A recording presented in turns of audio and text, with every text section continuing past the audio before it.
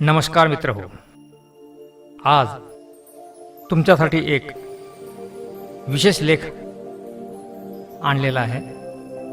नाव आहे पराभव.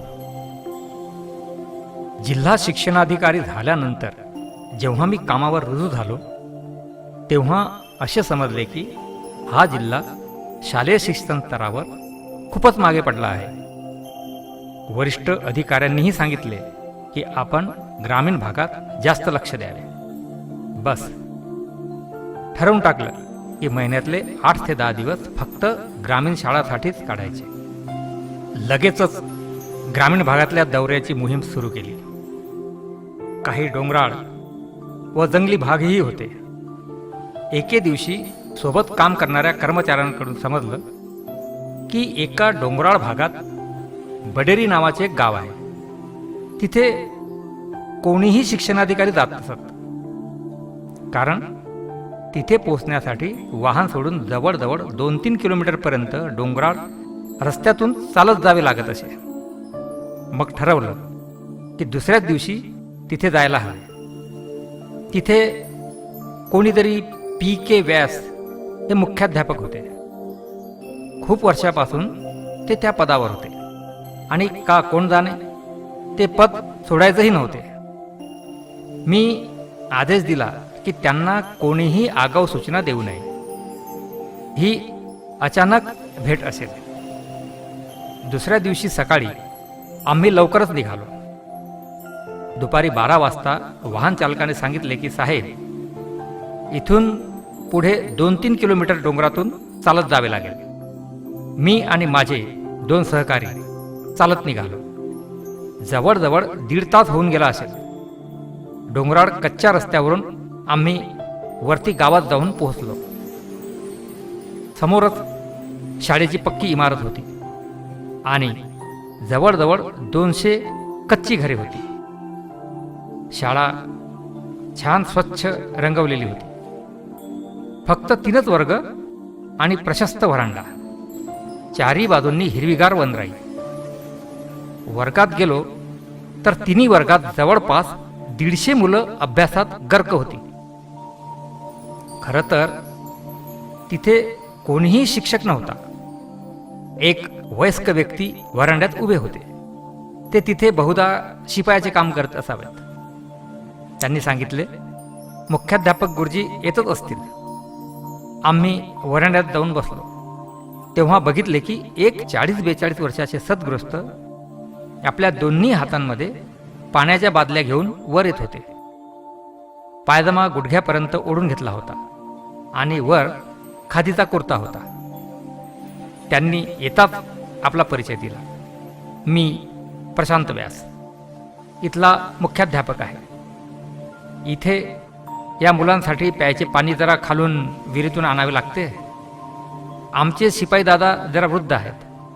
आता त्यांच्याच्याने होत नाही, म्हणून मीच घेऊन येतो. कसरतही होते. ते हसून म्हणाले. त्यांचा चेहरा ओळखीचा वाटला व नावही ओळखीचे वाटले. मी त्यांच्याकडे पाहून विचारले, तुम्ही प्रशांत व्यास का? इंदूरच्या गुजराती कॉलेजमधले का? मी टोपी काढली. त्याने ओळखून आश्चर्याने विचारले, आपण अभिनव आहात? अभिनव श्रीवास्तव? मी म्हणालो, होय भाऊ, मी तोच आहे. 20-22 वर्षापूर्वी इंदोरला आम्ही एकत्र शिकत होतो.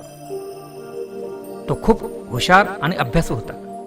खूप मेहनत करूनही कधीतरीच मला त्याच्यापेक्षा जास्त गुण मिळाले असतील. आमच्यात नेहमीच एक चढाओढ असायची, ज्यात तोच नेहमी पुढे जात असे. आज तो मुख्याध्यापक होता आणि मी जिल्हा शिक्षणाधिकारी होतो. पहिल्यांदाच त्याच्या पुढे गेल्याचे, जिंकल्याचे समाधान वाटत होते आणि खरं सांगायचं तर मनातूनही मी खूप खुश होतो. मी सहजच विचारलं की इथे कसा काय आणि घरी कोण कोण आहे. त्याने सविस्तर सांगायला सुरुवात केली. MCOMच्या वेळेस वडिलांची मालवा मिलची नोकरी गेली. त्यांना दम्याचा आजारही होता. घर चालवणं खूपच कठीण झालं होतं. कसे तरी शिक्षण पूर्ण केले. मार्क चांगले होते म्हणून सहशिक्षक म्हणून नियुक्त झालो. नोकरी सोडूही शकत नव्हतो. पुढे शिकण्याची आशाही नव्हती आणि परिस्थितीही नव्हती. या गावात बदली मिळाली. आई वडिलांना घेऊन इथे आलो. म्हटलं गावात थोडं कमी पैशात निभावून जाईल. मग तो हसत म्हणाला, अशा दुर्गम गावात बदली, म्हातारे आजारी आई वडील, त्यांच्याकडे बघून कोणी मुलगी द्यायला तयार होईना, म्हणून लग्न नाही झालं. आणि बरोबरच आहे, कोणीही शिकलेली मुलगी इथे काय करू शकली असती. माझी काही वरपर्यंत ओळखही नव्हती की मी इथून बदली करून घेऊ. मग इथे स्थायिक झालो. इथे आल्यानंतर काही वर्षांनी आई वडील दोघेही देवाघरी गेले. जमले तशी त्यांची सेवा करण्याचा प्रयत्न केला. आता इथे मुलांमध्ये शाळेत मन रमून गेले. सुट्टीच्या दिवशी मुलांना घेऊन आजूबाजूच्या डोंगरावर वृक्षारोपण करायला जातो. रोज संध्याकाळी शाळेच्या व्हरांड्यात प्रौढांना शिकवतो. आता मी म्हणू शकतो की या गावात कोणीही निरक्षर नाही. नशामुक्तीचे अभियानही चालवतो. स्वतःच्या हाताने जेवण बनवतो आणि पुस्तके वाचतो. मुलांना चांगले मूल्य शिक्षण मिळावे, चांगले संस्कार मिळावे, नियमितता शिकवावी, बस एवढेच माझे ध्येय आहे. मी CA नाही होऊ शकलो, पण माझे 2 विद्यार्थी CA आहेत आणि काही जण चांगल्या नोकरीतही आहेत. माझा इथे काहीच जास्त खर्च नसतो. माझा पगार जास्त करून या मुलांच्या खेळण्यासाठी व शाळेसाठी खर्च होतो. तुला तर माहीतच आहे, कॉलेजपासून मला क्रिकेटची खूप आवड होती. ती या मुलांबरोबर खेळून पूर्ण होते. खूप समाधान वाटते. मी मध्येच म्हणालो, आई वडील गेल्यानंतर लग्नाचा विचार केला नाही का?